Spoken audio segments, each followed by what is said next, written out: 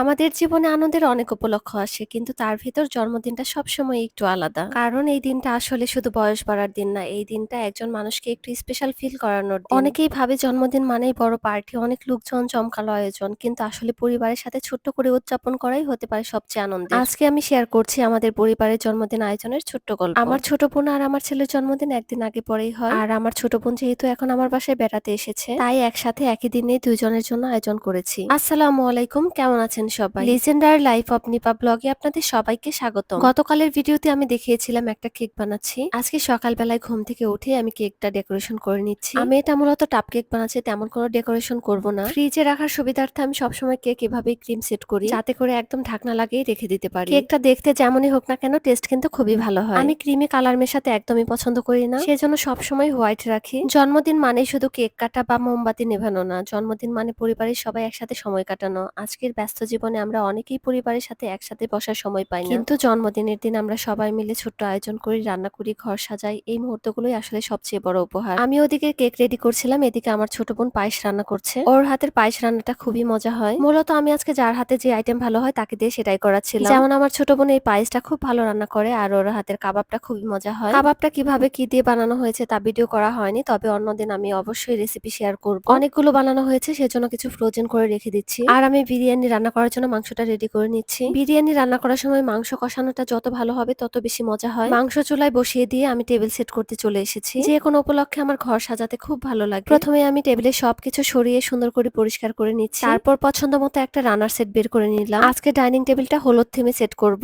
ঘর সাজানো সবসময় আমার সবচেয়ে পছন্দের অংশ। আমি চাই যার জন্মদিন সে যেন মনে করে আজকের দিনটা শুধু তার জন্যই। অন্যান্য বছর আমি জন্মদিনে রঙিন বেলুন, ফেয়ারি লাইট আর ছোটখাটো হাতের বানানো সাজসজ্জা দিয়ে পুরো ঘরটা রঙিন করে তুলি, তবে এবার তেমন কিছু দিয়েই সাজাচ্ছি না। ঘর সাজানো গোছানো দেখলে বাচ্চারা অনেক বেশি খুশি হয়। অনেকেই জন্মদিনে অনেক লোকজন দাওয়াত দেয়, খুবই বড় করে আয়োজন করে, তবে আমি কখনোই তেমনটা করি না। আসলে আমার কাছে খুব কাছের মানুষদের নিয়ে, শুধুই পরিবারের সদস্যদের নিয়ে উদযাপন করাটাই বেশি সুন্দর লাগে। এতে করে শুধু নিজের মানুষগুলোর সাথে আনন্দ ভাগ করে নেওয়া যায়। বাচ্চাদের জন্য জন্মদিন মানেই যেন একটা ফেস্টিভ্যাল। আমার ছেলেরা খুবই খুশি হয় যখন দেখে ঘরটা খুব সুন্দর করে সাজানো গোছানো থাকে। বিশেষ করে তাদেরকে উদ্দেশ্য করে যখন আমি ঘরটা সুন্দর করে সাজাই, তারা খুব খুশি হয়। ওরা সেই দিনটাকে অনেক দিন ধরে মনে রাখে। আসলে শিশুদের মনে এই ছোট্ট আয়োজনগুলো অনেক বড় স্মৃতি হয়ে থাকে, আর ওদের হাসিই তো আমাদের সবচেয়ে বড় সুখ, তাই না? আমাদের সবারই বিশেষ দিনগুলোতে আমরা কখনো বাইরে থেকে খাবার আনি না, সবসময় ঘরেই রান্না করি, কারণ এতে যে আনন্দটা পাই সেটা অন্য কোথাও নেই। যার জন্মদিন তার পছন্দের খাবার বানানো হয়, কেউ পোলাও কুরমা ভালোবাসে, কেউ আবার নুডলস, ফ্রাইড চিকেন কিংবা কেক। রান্নার সময় সবাই মিলে অনেক আনন্দ করি, কাজ ভাগাভাগি করে নিই। এই ছোট ছোট মুহূর্তগুলোই আসলে আজীবনের জন্য স্মৃতি হয়ে থাকে। আবার কোনো কোনো বছর বাসায় একদমই রান্না করি না, তখন হয়তো আমি অসুস্থ থাকি অথবা রান্না করতে ভালো লাগছে না, কিন্তু আবার বাচ্চাদেরকে একটু আনন্দ দিতে চাই, তখন সবাই মিলে বাইরে চলে যাই, কোনো একটা রিসোর্টে চলে যাই অথবা কোনো একটা রেস্টুরেন্টে বসে সবাই একসাথে খাওয়া দাওয়া করি। কিন্তু এবছর যেহেতু বাসায় আগে থেকে মেহমান এসেছে, তাই ভাবলাম বাসাতে একটু রান্না বান্না করি। আমিও একটা কেক বানিয়েছি, আর ওর বাবাও বাইরে থেকে এই কেকটা নিয়ে আসে। কেকটা খেতে খুবই মজা ছিল। আমাকে বাইরে থেকে যখন ফোন দিয়ে জিজ্ঞেস করে কি কেক নিয়ে আসবো, তখন আমি বললাম কেক যেটাই হোক না কেন অবশ্যই হোয়াইট কালার হবে, কারণ আমার কাছে কালার দেওয়া কেক একদমই ভালো লাগে না। কেকের উপরে অনেক বেশি হোয়াইট চকলেট দেওয়া ছিল।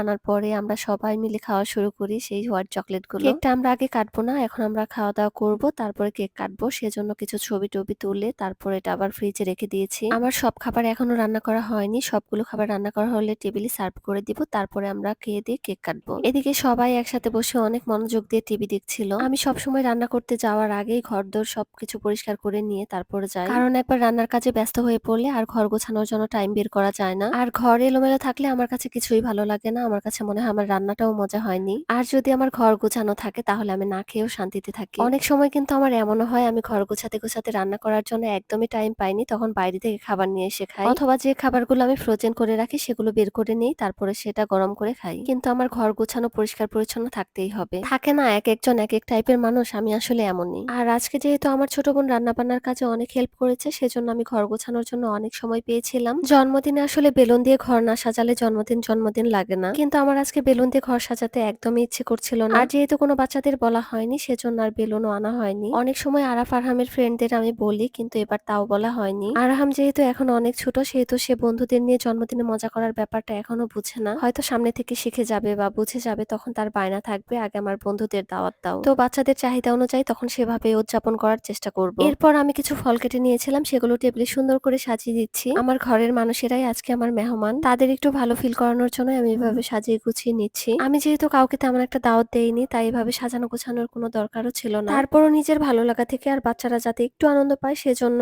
এইভাবে সাজানো। এরই মাঝে আমার বিরিয়ানিটা কমপ্লিট হয়ে গিয়েছে। আমি ঢাকনা খুলে দেখি খুবই পারফেক্ট একটা বিরিয়ানি হয়েছে। আমি বিরিয়ানি, কাবাব, সালাদ সবকিছু সুন্দর করে সার্ভ করে দিচ্ছি। এরপর সবাই মিলে একসাথে খাওয়া দাওয়া করব। আমার ছেলে আর ছোট বোন দুজনের মুখে যখন খুশির হাসি দেখলাম মনে হলো এই আয়োজনটা সফল হয়েছে। বাচ্চারা কিন্তু ছোট ছোট জিনিসে অনেক বেশি খুশি হয়। যেমন আরহাম তো কেকের উপর নিজের নামটা দেখেই অনেক খুশি হয়ে গিয়েছিল। খাওয়া দাওয়ার পর সবাই মিলে অনেক গল্প করলাম। কারো শৈশবের জন্মদিনের স্মৃতি, কারো স্কুল কলেজের গল্প সবই শুনলাম। এদিকে আরহামকে তার আঙ্কেল আন্টি যা গিফট করেছে সেগুলো খুলে খুলে দেখছিল। সে তো পছন্দের গিফট পেয়ে খুবই খুশি হয়েছে। আর আমি কেকটা রেডি করে নিচ্ছি যেহেতু এখন কেটে ফেলবে। অনেকগুলো মোমবাতি জ্বালিয়ে দিলাম। অনেকেই বয়স যত হয়েছে ততগুলোই মোমবাতি জ্বালায়, তবে আমার কাছে বয়স কম হোক বা বেশি হোক, বেশি করে মোমবাতি জ্বালাতেই বেশি ভালো লাগে। জন্মদিন দুজনের হলেও কেক কিন্তু একজনই কাটছে, কারণ আমার ছোট বোন ক্যামেরার সামনে তেমন একটা আসতে চায় না। বাচ্চাদের কাছে জন্মদিনের সবচেয়ে মজার মুহূর্তই হলো কেক কাটা। যখন সবাই মিলে হ্যাপি বার্থডে উইশ করে তখন ওরা খুব খুশি হয়ে যায়। একসাথে হাততালি দেওয়া, মজা করা, এমনকি একে অপরের মুখে কেক খাইয়ে দেওয়া, এগুলোতে ওরা খুব খুশি হয়। হাসি আর আনন্দে সবাই মিলে সুন্দর একটা দিন পার করলাম। আরহাম তো সবার হাতে কেক খেতে খেতে অস্থির হয়ে যাচ্ছিল, কিন্তু কিছুই করার নেই, সবাই আদর করে একটু একটু কেক খাইয়ে দিচ্ছিলাম। আমরা যত বড় হই না কেন সবাই চাই আমাদের বিশেষ দিনে প্রিয়জনেরা আমাদের জন্য কিছু করুক, ভালোবাসুক। তাই ছোট আয়োজন হলেও যদি তাতে মন থাকে, ভালোবাসা থাকে, তাহলে সেটা হয়ে যায় পৃথিবীর সেরা উদযাপন। আমি সবসময় বিশ্বাস করি জীবনে ছোট ছোট আয়োজনই বড় আনন্দ এনে দেয়। আমার ভিডিওগুলো আপনাদের যদি একটু হলেও ভালো লেগে থাকে তাহলে অবশ্যই আমার পেজটি ফলো করে দিবেন, লাইক, কমেন্ট, শেয়ার করে সাথে থাকবেন। আর আপনি যদি এই কাজ অলরেডি করে থাকেন আপনাকে অসংখ্য ধন্যবাদ। সবাই অনেক ভালো থাকবেন, সুস্থ থাকবেন। আল্লাহ হাফেজ।